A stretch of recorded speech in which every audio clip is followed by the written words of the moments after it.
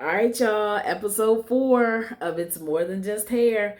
Okay, so now this is my fourth salon, the fourth salon that I worked in. This is a spinoff of the last salon that I worked at, right? From my third one. That's what I mean. That's what I mean. So okay.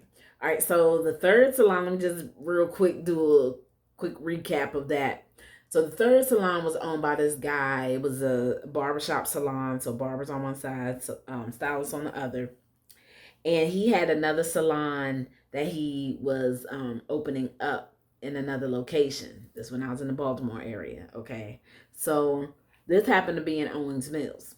Now, what was funny though is that he had already said it was his salon, but when we get there, it's me and a few other stylists, and then a very good girlfriend that I met there, and we are still friends to this day, very close friends. As my little big sister, love her to pieces.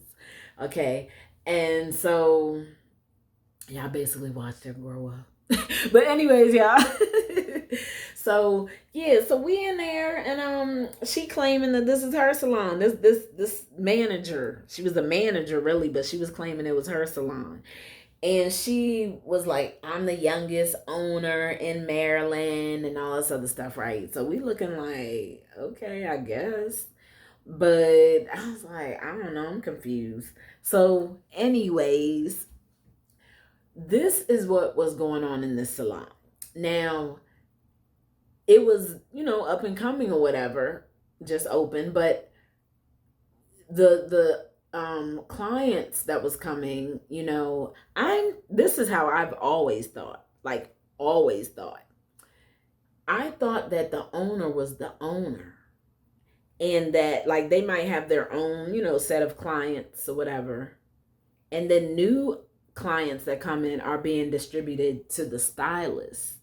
That's how I thought this thing worked, right? That's how I thought. But yeah, that's not everybody's salon, That's not how everybody operates.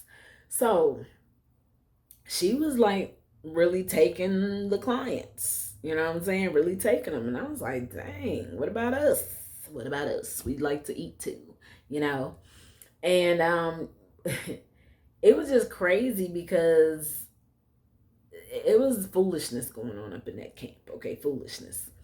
And I remember when the website was built, it was looking real weird. Like it was just her on the site, and she was in like a fairy dress or something and floating through the air, and it wasn't even matching with the salon, like at all. At all. We was looking like, what? What is this? I'm telling you. It was weird. So anyways, very narcissistic. Very. And but we wasn't even really using that word like that back then, right? And so, anyways, I witnessed first time I ever witnessed someone cussing like F bombs and quoting scriptures at the same time. I was like, where they do this at? I didn't know they did. Okay, I guess, everybody different. So yeah, and this was happening while her and the real owner was fighting over some keys. So basically, he's like, "Hey, this is my shop. I said you can manage it. I ain't say you was the owner. You got to put in when you're owning things. If you're gonna say you own something, and I ain't talking about your body. I'm talking about your money. You got to put your money in up on that thing. All right, so." And some paperwork need to be signed too. Yeah. So yeah, I'm looking like, what is going on?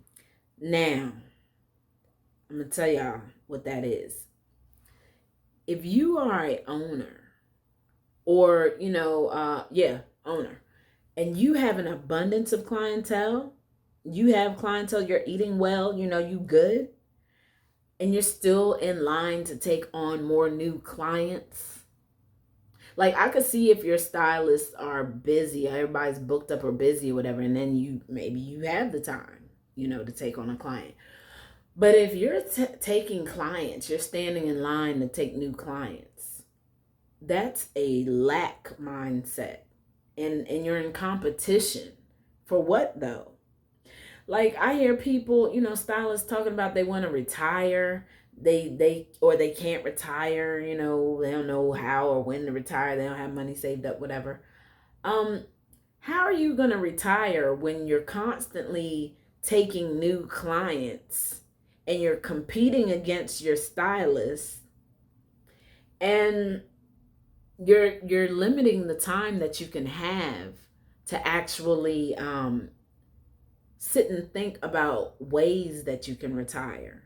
What can you invest your money in that can bring you from working behind the chair so much, or even just uh, lowering the amount of days that you work? But why is it that owners are bringing in stylists and then they're constantly standing in line for new clients? You've been established for years. You should have clientele out the yin yang. Seriously, you should, right? I was like, I had an abundance of clientele. I was like, girl, if you don't bring yourself up in here so you can take some of these clients, like, I need to send new clients to my stylist. I don't want to be in competition. I don't want to keep taking new clients. I have enough. That's the mindset we need to get into so that we can be like, okay, let me lower my days. Okay, now let me be able to figure out how I'm going to retire. Boom. I can do this now. But if you are constantly in that lack mindset and you want to be standing in line for new clients, well, I guess you're going to retire behind that chair. That's exactly what's going to happen. Okay? All right, y'all. And I don't want to, if that's not where you want to be at, then I hope these words are not falling on deaf ears and you are taking what I'm saying to heart seriously. Because if you really want to transition from behind the chair, make a difference in what you're doing, then yes, you gotta step out of line, honey. You gotta let the other stylists take on, and it's still income coming to you. You know what I'm saying? It's still income coming. As long as you're doing commission, it's still income coming. All right. All right, y'all. So that's episode 4 of It's More Than Just Hair. All right. I hope you receive this message. Love y'all. Head tap.